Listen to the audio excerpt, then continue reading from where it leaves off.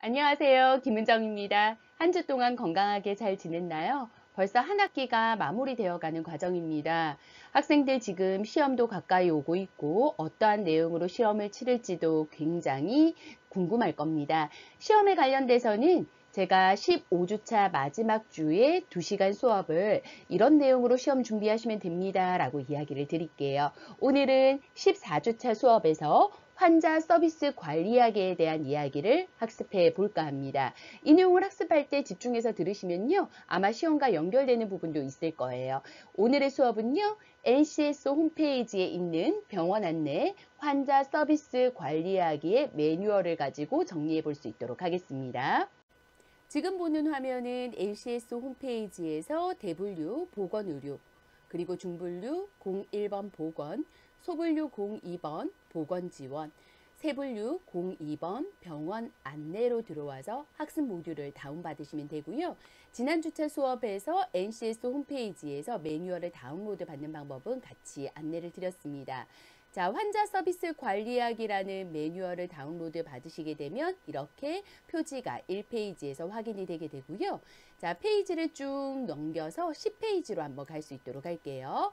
NCS 학습 모듈 위치에서 대분류, 중분류, 소분류, 세분류까지 나와 있고요.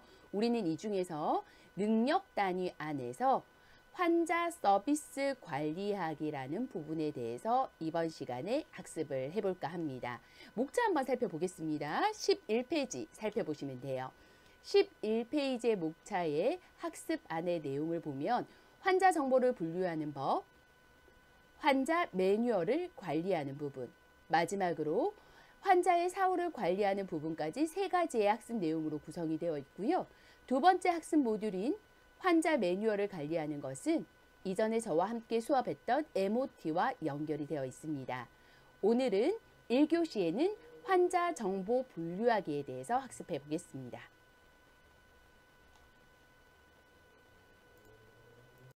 PDF 페이지로는 14번째 페이지, 교재 페이지로는 3번 페이지입니다. 만약에 출력해서 보는 학생들은요, 교재 아래쪽에 보면 3이라고 3번 페이지로 되어 있고요. 화면을 통해서 이 파일을 관리하고 보는 학생들은 PDF의 14번째 페이지를 열면 지금 현재 보이는 화면을 볼 수가 있어요. 자, 환자 정보 분류하기가 학습 모듈 첫 번째다라고 이야기 드렸고요. 여기에서 첫 번째의 학습 목표는 환자의 유형을 한번 이해해 보는 것이 학습 목표에 해당이 되게 됩니다. 첫 번째 학습 목표입니다. 내원 여부에 따라서 초진 환자, 재진 환자로 분류할 수 있다. 두 번째 학습 목표 함께 읽어볼게요. 시작! 진료 유형에 따라 외래 환자와 입원 환자로 분류할 수 있다. 사실 우리 학생들이 이것만 봐도 바로 알 수도 있어요. 나 초진 환자 뭔 줄 아는데 처음 오는 환자잖아. 맞아요. 재진 환자 두 번째 이상 오는 환자잖아. 맞습니다. 외래 환자 알고 있는데 통원 치료하는 환자잖아. 맞아요. 입원 환자는 그렇다면 맞습니다. 병원에 24시간 입원하는 환자를 입원 환자라고 하죠. 그럼 우리가 알고 있는 지식이 맞는지 점검해보는 시간 갖도록 할게요. 필요한 지식은 환자의 유형 분류별로 우리가 알아야 된다라는 부분이 나와 있고요. 진료하는 형태에 따라서 입원 환자와 외래 환자로 나뉘어져 있다. 자, 진료하는 형태에 따라서 입원 환자와 외래 환자로 나뉘어져 있고요. 내원하는 유형에 따라서 초진 환자와 재진 환자로 나뉘어져 있고요. 보험급여 적용에 따라서 일반 환자, 의료보험 환자, 의료보호 환자, 그리고 산업재해보험 환자, 공무상 요한 환자, 자동차 보험 환자 등으로 구분이 된다. 보험급여에 따라서 청구하는 곳이 달라지기 때문에 우리의 입장에서 의료 서비스 코디네이터, 병원의 입장에서 환자를 구분할 수 있어야 되겠죠. 어디에다가 청구를 해야 되느냐? 직접적으로 환자에다 모두 청구를 해야 되느냐, 의료보험에다 청구를 해야 되느냐, 산재보험에다 청구를 해야 되느냐, 자동차 보험에다 청구를 해야 되느냐, 구분할 수 있어야지만 청구 목적에 따라서 보험급여 적용 유형에 따라 청구를 할 수 있다라는 것으로 같이 이야기를 드립니다. 수행 내용 살펴보겠습니다. 환자의 유형에 따른 환자 안내 부분을 점검해 주셔야 되고요. 이때 수행하는 순서를 살펴보면 환자가 우리 병원에 왔을 때 초진 환자인지 재진 환자인지 그리고 외래 환자인지 입원 환자인지 유형을 파악하면서 분류를 해주셔야 됩니다. 우리가 이야기했던 내용들이 맞는지 이 표의 정의를 통해서 한번 살펴볼 수 있도록 할게요. 자, 외래 환자입니다. 입원을 하지 않습니다. 진단, 치료 받는 환자를 우리는 외래 환자라고 이야기하고요. 간단하게 당일 내과를 갑니다. 종합병원을 간다 하더라도 입원하지 않고 당일 진료를 간단하게 받는 것, 의료 서비스를 당일 받고 귀가하는 환자를 외래 환자라고 한다라고 정의하시면 되고요. 입원 환자 살펴보겠습니다. 병원이나 의원 등에 입원을 합니다. 그리고 24시간 이상 수용이 되어서 계속적인 치료를 받습니다. 입원 환자들은 기본적으로 24시간 치료를 받는구나 라는 것을 기억을 해주시면 되는데 요즘은 당일 입원 환자라고 들어봤나요? 그죠? 당일 입원해서 6시간 이상 입원하는 환자들도 있습니다. 아래쪽으로 내려와 보면 낮 병동 환자입니다. 입원과 외래에 혼합된 중간 형태의 개념으로 해서 입원 수속은 합니다. 그런데 병원에 수용이 되어서 숙식은 하지 않고 낮 병원 동안 병원에서 진료하고 귀가하는 환자를 말합니다. 식도 제공되지 않습니다. 잠도 제공되지 않습니다. 그런데 낮 병동 환자, 입원 환자로 해서 의료보험 혹은 개인이 가입되어 있는 손해보험에 청구할 수 있도록 입원 환자로 정리가 되는 경우도 있다라는 겁니다. 그래서 입원과 외래의 혼합된 중간 형태의 개념으로 납병동 환자, 당일 입원 환자라고 병원에서 이야기를 하기도 합니다. 응급 환자 살펴보겠습니다. 응급한 상태에서 즉시 필요한 응급처치를 하지 않으면 안 되는 생명을 보존할 수 없거나 심신상 중대한 위례가 초래될 것 같이 판단되는 환자, 응급환자, 응급실에 가는 환자를 우리는 응급환자라고 분류를 하기도 하고요. 정의는 이렇게 되어 있지만 응급실에 치료하는 환자를 응급환자다라고 이야기를 합니다. 저는 응급실 근무 안 하는데요. 이런 환자 볼 수 없는 거 아닙니까? 아닙니다. 우리 내과에 왔는데도요. 순서대로 우리가 일처리를 해야 되는 게 맞지만 직관적으로 봤을 때 응급 환자인 걸 판단하게 되면 순서대로 처리하지 않고 앞에 있는 환자들에게 양해를 구하고 응급 환자부터 먼저 선 접수해서 의사 선생님을 만날 수 있도록 해드려야 합니다. 이것이 응급 환자에 해당이 된다라고 정리를 드립니다. 초진 환자는 우리 병원에 처음 온 환자입니다. 그리고 과거에 특정 병원에 이용한 경험이 없이 처음 이용하는 환자들도 우리는 초진 환자라고 이야기를 합니다. 재진 환자는요. 우리 병원에 다시 한번 이용을 한 환자이고요. 특정 병원에 한 번이라도 이 진료로 인해서 이 질병으로 인해서 진료를 한 경험도 재진 환자에 해당이 될 수 있다라는 것을 정리해 드리겠습니다. 환자의 유형에 따라서 안내해야 되는 사항들이 다릅니다. 초진 환자인지 재진 환자인지 외래 환자인지 입원 환자인지에 따라서 어떻게 안내해야 되는지 점검해 볼 수 있도록 하겠습니다. 먼저 초진 환자와 외래 환자의 뇌원 흐름도 안내 한번 확인해 보겠습니다. 먼저 환자나 보호자가 우리 병원으로 전화가 올 겁니다. 와서요. 접수하고 싶습니다. 진료 예약하고 싶습니다. 요즘은 예약제로 많이 운영이 되기 때문에 전화로 언제 치료가 가능한지 보통 확인을 많이 하죠. 이때 병원에서 이 환자가 누구인지 정보 확인해야 되지 않겠습니까? 그래서 인적 정보를 먼저 확인할 겁니다. 병원마다 확인하는 정보는 조금 상이할 수 있으니 기본적인 부분만 오늘은 안내 드릴 수 있도록 할게요. 보통 기본적으로요.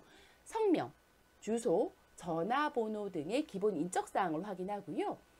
지금 진료 예약을 접수하는 환자가 혹시 어떤 증상으로 우리 병원에 오려고 하는지 병원의 주 증상, 환자의 주 증상을 확인해야 합니다. 예를 들어서 우리 병원은 피부과입니다. 그런데 우리의 진료 과목은 치료를 위한 피부, 미용을 위한 피부, 거기에다가 다이어트까지도 같이 치료 접수를 하고 있습니다. 그렇다면 환자에게요. 혹시 어떻게 방문하시고자 하십니까? 어떤 치료를 원하십니까? 라고 여쭤보게 되면 오늘은 이쪽으로 하려고 합니다. 라고 이야기를 하면 피부 미용이시군요. 라고 이야기를 하면서 피부 미용을 담당할 수 있는 상담 실장님, 먼저 상담을 통해서 의사 선생님과 만나게 되는 경우들이 일반적인 진료 경로이기 때문에 상담실장님을 연결을 해드리게 되고요.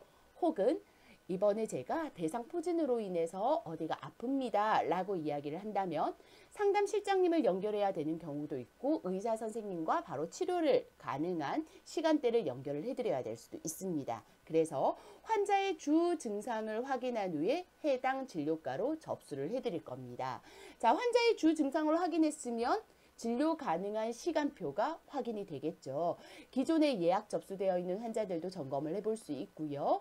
기존에 예약이 되어 있는 의사 선생님의 진료 내역들도 확인을 할 수 있습니다. 진료 가능한 일자를 확인한 후에 환자에게 여쭤봅니다. 몇 월 며칠 몇 시 괜찮으십니까? 라고 환자의 동의를 받아서 진료 일시를 등록할 수 있도록 합니다. 환자에게는 부탁을 할 겁니다. 예약되어 있는 날짜 10분 전에 도착하셔서요.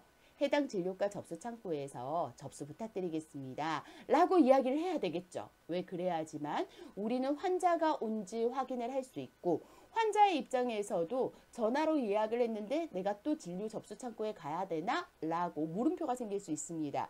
의문이 생길 수 있습니다. 하지만 당일 방문한 것에 대해서 다시 접수를 해주셔야 된다. 라는 이야기를 부탁을 드리고 이때 시간은 예약 진료 시간 10분 전에 부탁드립니다. 라고 해야지만 되도록이면 환자가 예약한 시간에 진료할 수 있도록 정리를 해드릴 수가 있겠죠. 자, 그리고 나서 환자는요. 안내 표지판에 따라서 진료 순번에 따라서 진료를 받습니다. 그리고 나서 진료가 모두 다 끝난 후에 다시 접수나 수납 창구에 와서 진료비나 진찰료를 수납하고 정리가 될 수 있도록 됩니다. 이때 필요에 따라서는 의료보험증과 진료카드, 진료 전달 체계에 따른 구비 서류를 지참해 달라라고 부탁을 드리게 됩니다. 재진 환자의 흐름도 한번 살펴볼 수 있도록 하겠습니다. 재진 환자 같은 경우에도요. 역시 전화를 통해서 진료 예약 접수를 할 겁니다. 이때는 우리는 재진 환자이기 때문에 기본적으로 우리 병원에 환자의 정보가 등록되어 있습니다. 이때 여쭤보겠죠. 혹시 진료카드가 있으시면 진료카드의 번호 말씀해 주시겠습니까? 라고 할 수도 있고요. 보호자님, 환자님 성함 부탁드립니다. 라고 하면 생년월일 앞자리만 말씀해 주시겠습니까? 라고 했을 때 바로 정보가 확인이 될 겁니다. 생년월일 앞자리를 이야기를 하고 나면 혹시 이 의료보험카드에 보호자님 성함을 말씀해 주시겠습니까? 라고 하면서 인적사항을 확인을 해볼 수가 있습니다. 그리고 나서요. 아래쪽 내용은 앞에 있는 외래 환자와 조금 비슷합니다. 살펴보겠습니다. 해당 진료의사와 진료 예약 일정을 조절을 하고요. 진료 가능 일자를 환자에게 동의를 받아서 예약 일자를 등록을 합니다. 희망하는 진료의사 그리고 진료 가능 일자 조회해서 몇 월 며칠 몇 시 괜찮으십니까? 라고 해서 예약 일자 등록을 하게 되죠. 역시 마찬가지로 10분 전에 방문할 수 있도록 부탁을 드리고 접수 창구에서 저 왔습니다 라고 접수 수속을 해달라고 부탁을 드리는 거죠. 5번과 6번은 앞에 있는 초진 환자와 방법이 동일하다 라고 정리를 하겠습니다. 초진 환자와 재진 환자를 응대를 할 때 우리는 어떤 멘트로 자연스럽게 이야기를 할 수 있는지 정리해 보겠습니다. 초진 환자, 재진 환자를 접수할 때는 이렇게 하겠죠. 환자가 우리 병원에 접수 창구에 왔습니다. 우리는 어떻게 이야기합니까? 자리에서 일어나서 미소 띈 표정으로 눈을 마주치면서 안녕하십니까? 어디가 불편하셔서 오셨습니까? 라고 이야기하실 수 있을 거고요. 안녕하십니까? 무엇을 도와드릴까요? 라고 하실 수도 있습니다. 안녕하십니까? 접수 도와드리겠습니다. 라고 하실 수도 있겠죠. 이것처럼요. 적절한 멘트를 사용하시면 됩니다. 자, 안녕하십니까? 접수 도와드리겠습니다. 선생님, 의료보험증과 접수증 주시겠습니까? 라고 이야기하실 수 있겠죠. 자, 의료보험증 안 들고 왔는데요? 라고 하더라도 아무 상관없습니다. 어떻게 하실 수 있습니까? 네, 의료보험 카드를 미리 지참하셔도요. 환자분의 신상을 의료보험공단에 확인하여 보험 혜택을 받으실 수 있습니다. 성함과 주민번호 말씀해 주시겠습니까? 라고 해서 성함과 주민번호 듣고 우리 환자에게는 다시 한번 확인이 되었다는 메시지를 해주셔야 되겠죠. 네, 확인되었습니다. 라고 이야기하는 게 가장 좋은 매뉴얼적인 대답입니다. 그런데 보통 병원에 가면 어떻게 하세요? 안녕하십니까? 선생님, 환자분 의료보험증과 접수증 주시겠습니까? 라고 이야기를 하죠. 그리고 나서 저 의료보험카드 안 들고 왔는데요. 라고 이야기하면 네, 성함과 주민번호 말씀해 주시겠습니까? 네, 확인되셨습니다. 이 정도만 하셔도 충분하고요. 왜냐하면 요즘은 모든 사람들이 병원을 방문하고 있기 때문에 의료보험카드 없이도 주민등록번호로도 바로 확인이 되는 걸 알고 있거든요. 때에 따라서 처음 오는 환자에게는 이런 말과 멘트를 활용하기가 조금 시간적으로 부족하다 해서 종이를 작성하기도 하죠. 종이에 어떻게 적혀 있어요? 이름, 주민등록번호, 주소, 연락처 해서 개인정보 활용 동의서와 함께 이 정보를 적을 수 있도록 되어 있어요. 요즘에는 개인정보 활용 동의서 같이 적도록 되어 있습니다. 그래서 그 내용을 같이 작성을 하셔서 바로 접수하는 경우도 있어요. 그런데 멘트를 하실 땐 이렇게 하셔야 되겠죠. 안녕하십니까? 접수 도와드리겠습니다. 라고 이야기할 때 성함과 전화번호 말씀해 주시겠습니까? 혹시 접수하신 적 있으십니까? 우리 병원에 방문하신 적이 있으십니까? 자연스럽게 여쭤볼 수 있고요. 방문하신 적이 없다라고 할 때는 종이를 드리면서 여기에 성함, 주소, 전화번호, 그리고 주민등록번호 작성을 부탁드리겠습니다. 라고 이야기하면 적어서 주시면 네, 접수되셨습니다. 혹시 어떤 진료받기 원하십니까? 예약하셨습니까? 몇 층입니다. 라고 자연스럽게 이야기할 수 있습니다. 우리 함께 고객 응대 멘트가 입에 자연스럽게 나올 수 있도록 같이 한번 읽어볼 수 있도록 할게요. 제가 선창할게요. 윗줄부터입니다. 안녕하십니까? 어디가 불편하셔서 오셨습니까? 시작. 자, 두 번째 줄 가볼게요. 선생님, 의료보험증과 접수증 주시겠습니까? 시작. 네, 좋습니다. 세 번째 가보겠습니다. 어떤 진료받기 원하십니까? 시작. 예약하셨습니까? 시작. 네, 진료실은 2층입니다. 시작. 네, 잘하셨어요. 의료보험카드 미지참일 경우가 굉장히 많은 경우 중에 하나이고 자주 활용이 되는 멘트일 겁니다. 조금 세련되게 활용하기 위해서 첫 번째 멘트 한번 같이 해볼게요. 의료보험카드를 미지참하셔도 환자분의 신상을 보험공단에 확인하여 보험 혜택을 받으실 수 있습니다. 시작.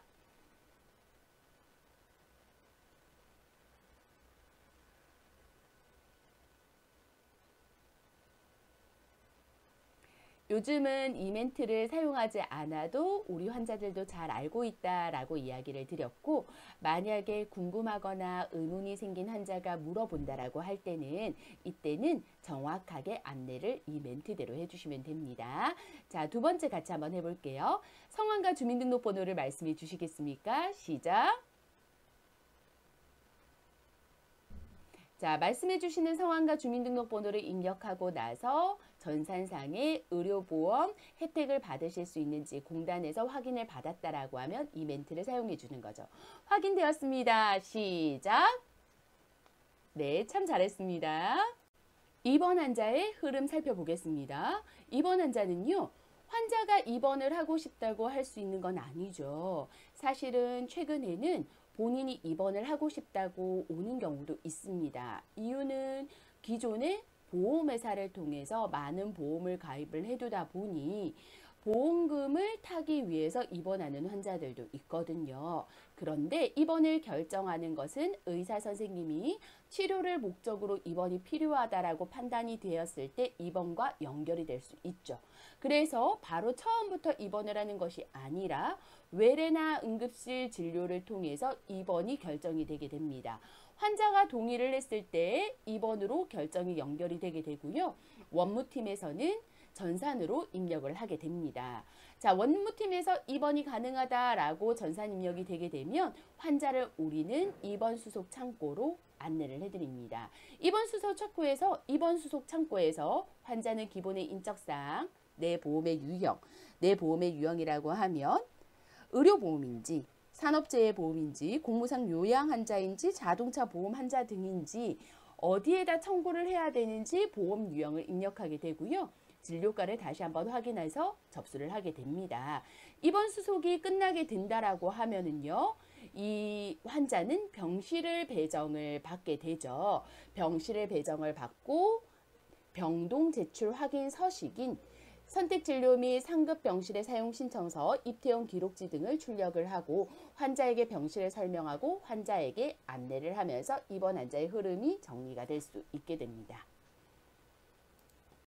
두 번째 모듈 살펴보겠습니다. 환자의 유형을 분류하는 방법입니다. 학습 목표 살펴볼게요. 첫 번째는 환자가 작성한 문진표에 따라 진료과별로 환자를 분류할 수 있다 이고요. 두 번째는 환자의 요구사항에 따라 유형을 분류할 수 있다 입니다. 여기에서 우리가 점검해야 되는 사항은 환자가 문진표를 작성할 수 있구나, 혹은 의사 선생님이 문진에 따라서 진료 과목별로 환자를 분류해야 되는구나 라는 것을 예측해 볼 수 있습니다. 그런데 문진은 저희가 하는 것이 아니라요. 보통 의사 선생님이 문진을 합니다. 질문을 통해서 환자의 증상을 확인하고요. 환자의 가족 병량 사학을 파악을 해서 진단하는 법입니다. 그런데 만약에 문진표를 작성하는 거는요, 우리가 보통 환자에게 작성 방법을 안내를 해드립니다. 그래서 문진표 한번 살펴볼 수 있도록 할게요. 건강검진 공통 문진표입니다. 점검 한번 해볼게요. 일반 건강검진과 생애전환기 건강검진으로 나누어져 있습니다. 생애전환기 건강검진은요, 만 40세가 되게 되면 생애전환기 건강검진을 받게 돼 있어요. 그래서 그때 해당이 되실 때 체크하시면 돼요. 자, 우리는요, 환자에게, 검진 대상자에게 어떤 항목을 체크할 수 있도록 어떤 항목을 체크하셔야 되는지 미리 알려주셔야 되겠죠. 보통 병원에 가면요, 형광펜으로 딱 이렇게 칠해 놓는 경우도 있고요. 혹은 이 부분만 제외하고 작성하세요 라고 되어 있는 부분도 있어요. 자, 우리가 작성 안내를 드려야 되는 내용입니다. 그런데 우리 학생들은 이것을 보면서 두 가지 생각을 해주셨으면 좋겠어요. 건강관리를 하기 위해서는 이런 부분을 점검해야 되는구나. 본인의 건강을 위해서 점검하셔야 되는 내용과 내가 근로자가 되었을 때, 내가 근무자가 되었을 때, 내가 병원에 근무를 할 때 건강검진 공통문진표를 이러한 내용을 받아야 되는구나 라고 두 가지로 생각을 해주세요. 살펴보겠습니다. 우선은 검진 대상자의 인적사항을 기록할 수 있도록 하고요. 아래쪽에 보면은 과거의 질환과 가족력에 대해 물어보는 질문 문항이 있습니다. 해당되는 부분을 체크를 하시는 거죠. 흡연에 관련된 문항도 있습니다. 자, 흡연에 관련된 문항이 있다라는 건 여기에서 우리가 생각해야 될 사항은 흡연이 정말 건강과 직결되는구나. 만약에 지금 현재 흡연하고 있는 학생들은요, 조금씩 줄여가는 것을 노력을 해보세요. 줄이는 거 어렵다고 하더라고요. 그렇지만 줄이다 보면 끊을 수 있다고 생각해요. 때에 따라서는 하루아침에 끊는 게 좋습니다 라고 하는 경우도 있더라고요. 그래도 흡연이 건강에 좋지 않으니까 결국은 금연해야 되는구나, 금연 목표를 세워보시라 라는 이야기를 전달을 드리고 싶었어요. 다음 문항 한번 살펴볼게요. 음주에 관련된 문항도 있습니다. 음주에 관련된 문항을 며칠로 체크하는지 몇 잔인지에 따라서 술을 많이 드신다, 적게 드신다 라는 거, 주량에 관련된 거, 혹은 매일매일 먹는데 저는 적게 먹습니다 라고 체크를 해도요, 중독과 연결이 될 수 있다라고 결과가 나오니까 음주도 관리하실 수 있도록 해야 합니다.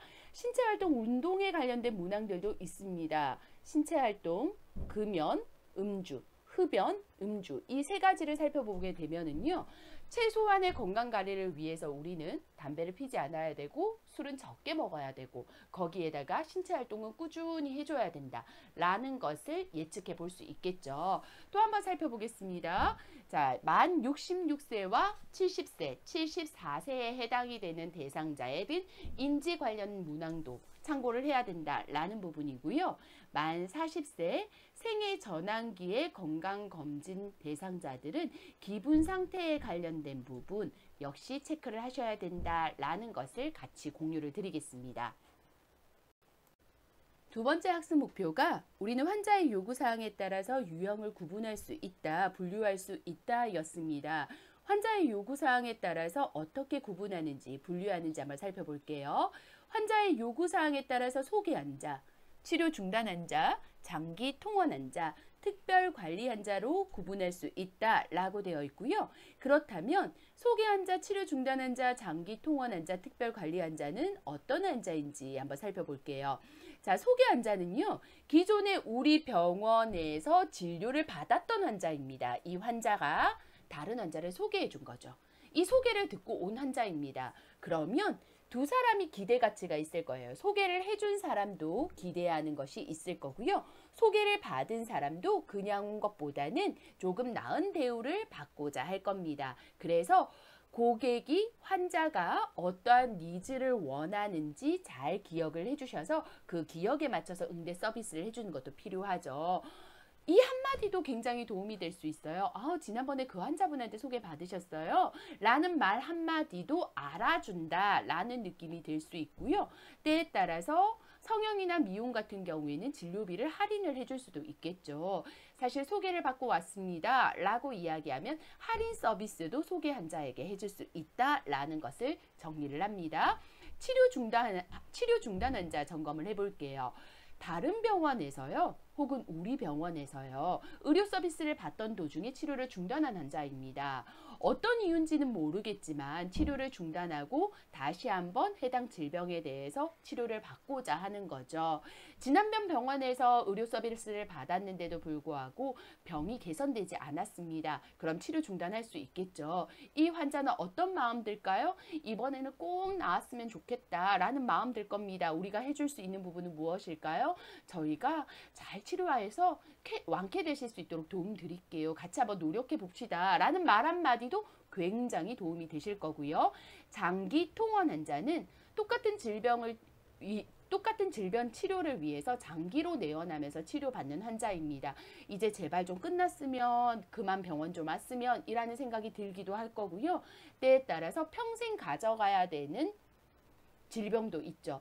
우리가 생각하고 있는 고혈압 같은 경우에는 사실은 중단의 약을 의사의 처방에 따라서 줄이거나 멈출 수도 있지만 대다수 고혈압은 평생 약을 먹어야 됩니다 라고 하기도 하죠. 이렇게 장기적인 질병의 통원 환자들도 있다라는 겁니다. 특별관리 환자 한번 살펴보겠습니다.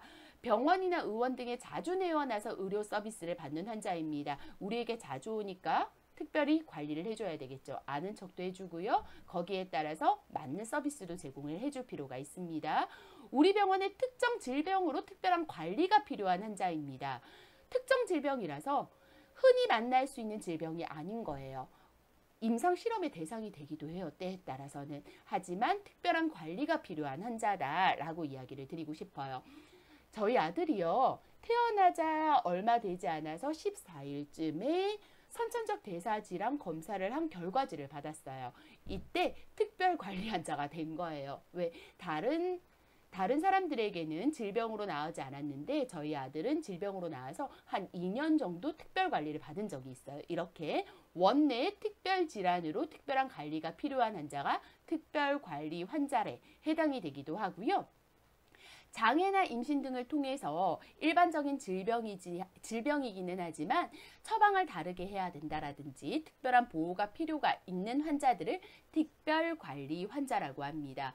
요구사항에 따라서 이렇게 환자도 분류해서 정리를 해볼 수 있다라는 것을 이야기를 드리겠습니다. 1교시 학습 내용 정리해 보겠습니다. 우리는 환자의 정보를 분류하는 걸 학습 모듈로 해서 1교시에 같이 공부를 했었고요.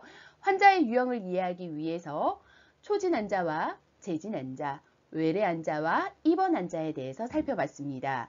두 번째로는 환자의 유형의 분류 방법을 이해하기 위해서 문진표를 어떻게 작성해야 되는지 안내를 드려야 되는지 이야기를 나누었고요. 환자의 요구사항에 따라서 유형별로 분류할 수 있는 것까지 학습을 했습니다. 자, 제가 이야기 드리고 싶은 내용 중에 하나는요. 문진표 작성 방법에 대해서 안내를 해드렸는데요. 스스로의 건강관리를 위해서 혹은 환자가 작성하는 문진표를 스스로 작성을 해보면서 다시 한번 안내를 드릴 때 도움이 될 수 있지 않을까라는 생각이 듭니다. 1교시 모두 다 따라오느라 고생 많으셨고요. 2교시에는 또 다른 내용으로 뵐 수 있도록 하겠습니다. 애쓰셨습니다.